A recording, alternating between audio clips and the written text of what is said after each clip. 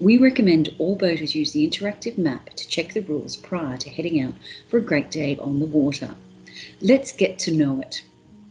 Follow the link to the interactive map. Zoom in the location that you plan to go boating. For example, Lake Boga. The map quickly identifies the zones and rules via a simple color-coded overlay.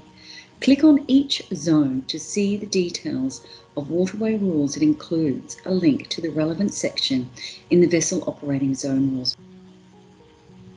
The yellow zone indicates a maximum speed of 5 knots.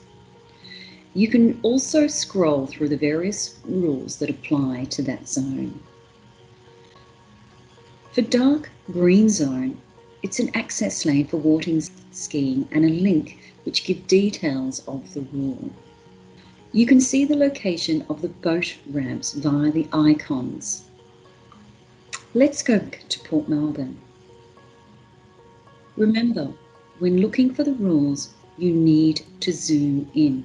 For our jet skiers unsure of the regular riding rules, they are in purple.